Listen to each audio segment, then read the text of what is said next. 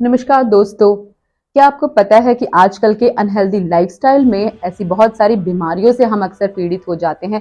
आप बात करें लोअर बैक पेन की, माइग्रेन की, सर्वाइकल की, ये जो सारी बीमारियां हैं ये हमारे अनहेल्दी लाइफस्टाइल के ज़रिए हमारी ज़िंदगी में शामिल हो जाती हैं और कहीं न कहीं हम बहुत सारे डॉक्टर्स के भी चक्कर लगाते हैं, फिर भी हम इन बीमारियों से निजात नहीं पा पाते हैं। इसी सिलसिले में बातचीत करने के लिए हमारे साथ स्टूडियो में मौजूद है डॉक्टर मोहम्मद वसीम जी, जो एक कैरोप्रैक्टर हैं। सर बहुत-बहुत स्वागत है आपका। जी। सर हम बात करते हैं बहुत सारी ऐसी बीमारियों की जो आजकल बहुत कॉमन हो गई है। लोग बोलते हैं कि बैक पेन है, ये तो बहुत कॉमन है, सबको होता है। या आप बात करते हैं सर्वाइकल की, तो लोगों ने कहीं न कहीं इन बीमारियों को अपनी ज़िंदगी में एक्सेप्ट कर लिया है। तो आप एक कैरोप्रैक्टर हैं, सबसे पहले तो आप दर्शकों को बताइए कि जो आप कैरोप्रैक्टर हैं, ये क्या होता है? क्योंकि बहुत सारे लोगों को इस विषय में उतनी जानकारी नहीं है। कैरोप्रैक्टर बेसिकली क्या करता है, कैरोप्रैक्टर जो चीज़ होती है वो पोस्चरल इम्बैलेंस देखती है, बॉडी में कोई पोस्चर डिस्टर्ब है, कहाँ कौन सी मसल ओवरवर्क कर रही है और क्या बोन में आपके जो इश्यूज आ रहे हैं। बेसिकली कैरोप्रैक्टर एनालाइज करता है स्पाइन को, जी, पूरी स्पाइन को। ये मतलब टी से लेके और S1 तक, जी, S2 तक। तो स्पाइन में कहाँ कौन सी प्रॉब्लम आ रही है, लोअर बैक को वो एनालाइज करने की कोशिश करता है। अगर आपकी सपोज L4 L5 में इशू आ रहा है तो वो देखता है और उस स्पाइन को वो कुछ मसल टेस्ट करता है जिसके थ्रू वो एडजस्टमेंट करता है स्पाइन की, जिससे आपकी मसल्स रिलैक्स फील करती हैं और आपकी नर्व्स भी रिलैक्स होती हैं। जैसे आपने बोला कि कुछ मसल टेस्ट होते हैं, तो वो टेस्ट कैसे होते हैं? वो आप उसको करते हैं या वो किसी लैब में करा कैसे करते नहीं, हैं? वो हम टेस्ट करते हैं, this is called manual therapy. वो हम अपने हाथ से ही मसल टेस्ट करते हैं, वो मैनुअल थेरेपी बोलते हैं उसको। जी, हम उसी से एनालाइज़ करते हैं कि क्या आपकी कौन-सी मसल ज़्यादा काम कर रही है और कौन-सी मसल कम काम कर रही है। क्या आपके हिप फ्लेक्सर टाइट हैं या आपका हैमस्ट्रिंग टाइट है या आपके क्वाड्रिसेप्स टाइट हैं। सपोज़ कई बार क्या होता है कि लोगों को लोअर बैक में पेन हो रहा होता है, तो लोगों को लगता है कि यार क्या हो गया ये सडनली, क्यों मेरा जी, L4 L5 में कंप्रेशन आ गई। तो होता क्या है कि कई बार हैमस्ट्रिंग टाइट होने की वजह से या फ्लेक्सर टाइट होने की वजह से वहाँ पे छोटे-छोटे ट्रिगर्स बन जाते हैं, जो जी, आपकी लोअर बैक की मसल्स को सपोर्ट नहीं करती हैं। तो वो मसल्स काम नहीं कर रही होती हैं, जिससे लोअर बैक के ऊपर लोड बढ़ता जाता है, जिसकी वजह जी, से वो कंप्रेशन जनरेट होती है। जी। जैसे कई बार जो हमारा अनहेल्दी लाइफ़स्टाइल की हम लोग बात कर रहे थे, तो कई बार हम 8-8 घंटे की जो शिफ्ट करते हैं लोग ऑफ़िस में, वो एक ही सिटिंग पोस्चर में वो लोग घंटों तक बैठे रहते हैं। तो उस वजह से उन्हें कई बार बैक पेन होता है या शोल्डर पेन होता है, तो उसको आप किस तरीके से रिलीव करते हैं? हम उसको क्या करते हैं कि अगर जैसे सपोज़ आप कोई भी बैठा है काफ़ी लंबे टाइम तक, क्योंकि वो इतने लंबे तक अगर तक वो बैठता है तो उसके मतलब उसमें कहीं न कहीं पोस्चरल चेंजेज़ आने लगते हैं, इम्बैलेंस होने लगती है उसकी जी, मसल, जिसकी वजह से उसपे जॉइंट्स पे प्रेशर बनता है, क्योंकि उसकी मसल की जो स्ट्रेंथ लेवल है वो बिल्कुल जी, ख़त्म हो जाती है। जी, तो जिसकी वजह से तो हम क्या करते हैं, उसको मैनुअली रिलीज़ करते हैं और उसके स्पाइन को एडजस्ट करते हैं जिससे ही फील बेटर। जैसे ही स्पाइन एडजस्ट होता है, उसका बॉडी उसके ब्रेन में एंडोर्फिन रिलीज़ होता है। एंडोर्फिन एक गुड हार्मोन होता है जो जी, he feel better, more okay. More better. तो आफ्टर एडजस्टमेंट उसको बहुत रिलैक्स फील होता है और पेन रिलीफ करने में भी काफ़ी हेल्प करता है और प्रॉपर क्योर भी करता है वो। तो जैसे आपने बात करी कि इस जैसे जो आपकी प्रक्रिया है, इससे पेन रिलीफ होता है, क्या कोई साइड इफ़ेक्ट तो नहीं होता है इसका पेशेंट के ऊपर?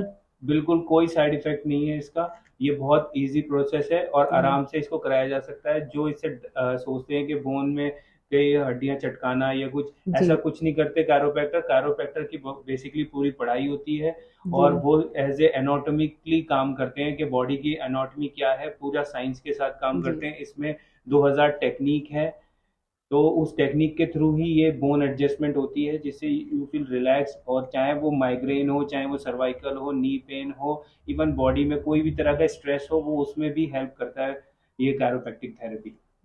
सर क्या किसी पेशेंट का कोई अनुभव आप हमारे साथ शेयर करना चाहते हैं दर्शकों के साथ, जो ताकि वो रिलेट कर पाए कि किस तरीके से आपने किसी को क्योर करा है इसमें? हाँ, जैसे सपोज मेरे पास एक पेशेंट आए थे, हिज जी, एज इज अराउंड 78 और 78 उनका बहुत सारे डॉक्टर्स ने बोला था कि हिप रिप्लेसमेंट होगा। जी, वो बड़े बड़े दिल्ली के बहुत सारे हॉस्पिटल्स में भी गए कि उनका जी, हिप रिप्लेसमेंट होगा।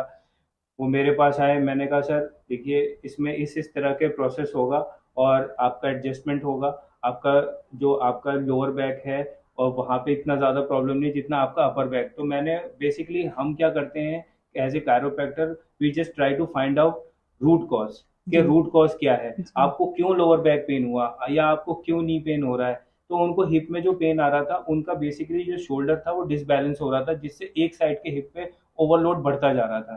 तो मैंने पहले वो ठीक किया। विद इन अ 2 मंथ में और विद इन अ 15 सिटिंग्स के अंदर ही फील मच मच बेटर। और आज की डेट में वो साउथ अफ्रीका जी। में जाके पहाड़ है कैलिबंजारो, वहां पे उन्होंने ट्रैकिंग भी करी।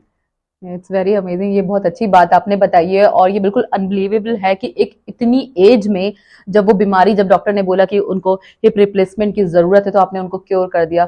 तो मैं यहीं आपसे एक और बात पूछना चाहती हूँ कि सपोज आपने बोला कि उनकी 78 एज थी, तो जब आप पेशेंट का इलाज करते हो तो क्या वो किसी भी उम्र का पेशेंट हो सकता है? किसी भी उम्र का पेशेंट होता है तो उनमें। आप डॉक्टर साहब फिर आप कितने सालों से इस चीज को कर रहे हैं और लगभग कितने पेशेंट को आप क्योर कर चुके हैं? मेरे को अराउंड 10 ईयर्स हो गए हैं, 10 ईयर जी। का एक्सपीरियंस है। जी। और मैंने काफ़ी बहुत पेशेंट्स को ट्रीट किया है। और मैं काफ़ी बड़े बड़े पेशेंट्स को भी देखता हूँ, हाई प्रोफाइल पेशेंट्स को भी मैं ट्रीट जी। करता हूँ। तो मेरे पास आते रहते हैं। और मेरे पास काफ़ी लोग दूर दूर से आते हैं, जी। दिल्ली, मुंबई, कैलकाटा, भोपाल, जी। मेरे दिल्ली वाले क्लिनिक में। So mostly I treat lot of patients. क्या आप सीवियर डिजीजेस जो बीमारियां होती हैं उनको भी क्या आप क्योर करते हैं? हाँ हाँ, जी। सीवियर डिजीज हो गई, चाहे आपकी लीवर से रिलेटेड हो गई या जी। आपके हार्ट से रिलेटेड हो गई, कोई भी प्रॉब्लम हम उनको भी रिलीज करते हैं। तो सर क्या कुछ एक डेमोन्स्ट्रेशन भी आप दिखा सकते हैं कि किस तरीके से आप इसको क्योर करते हैं? बिल्कुल।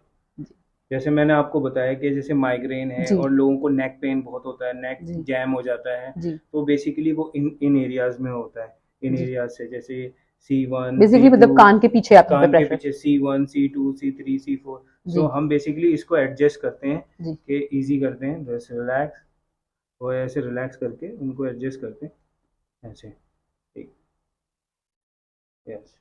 तो ये नेक एडजस्टमेंट में जैसे नेक सपोज एडजस्टमेंट में, हाँ। कोई साइड इफेक्ट भी इसका होता है? नहीं, कोई साइड इफेक्ट नहीं होता। देखो बॉडी का हम्म। क्या होता है कि अब जैसे ये, आप थोड़ा नेक घुमाएं अपना, ये देखो, ये जो नेक का मूवमेंट है ना, हम्म। अगर ये बॉडी यहाँ पे स्टॉप करती है, right. Is a physiological okay. Physiological barrier. Hmm. जो हमारी जो बॉडी है वो यहाँ तक नेक घुमाती है, this is called anatomical barrier. So okay. अगर जिसके नेक में पेन है, जिसको सर्वाइकल है, हम्म। उसका नेक यहीं तक स्टॉप हो जाएगा, जिसमें मतलब नेक फिजियोलॉजिकल, रोटेशन में हाँ, नेक प्रॉब्लम हो गई। रोटेशन में फिजियोलॉजिकल बैरियर। और अगर ये फिजियोलॉजिकल बैरियर है यानी समथिंग इज प्रॉब्लम है। राइट। अगर ये पूरा देख सकते हैं तो फिर कोई प्रॉब्लम नहीं है। पर अगर वो यहाँ तक देख रहे हैं और ये फिजियोलॉजिकल बैरियर पे रुक रहे हैं, तो hmm. It mean problem is here, something okay. Is here. तो राइट। ये प्रॉब्लम बढ़ते बढ़ते क्या होती है, नेक के पूरे इस हिस्से को कवर अप करती है, फिर ये लोअर बैक तक चली जाती है।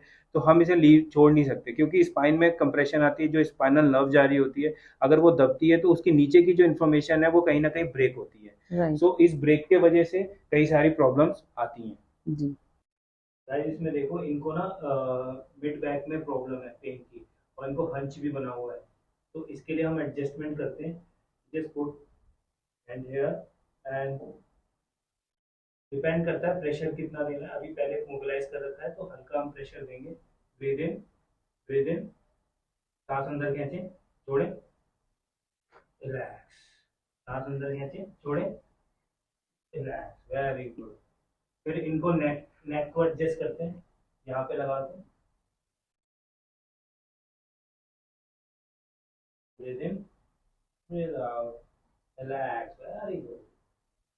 Breathe in, breathe out, relax. थोड़ा सा टर्न ले, मेरी तरफ देखो, मेरी तरफ देखो, साइड टर्न लो, साइड टर्न लो। हाँ, थोड़ा आगे आ जाओ। हेड को डाउन करो, हेड डाउन, ऐसे।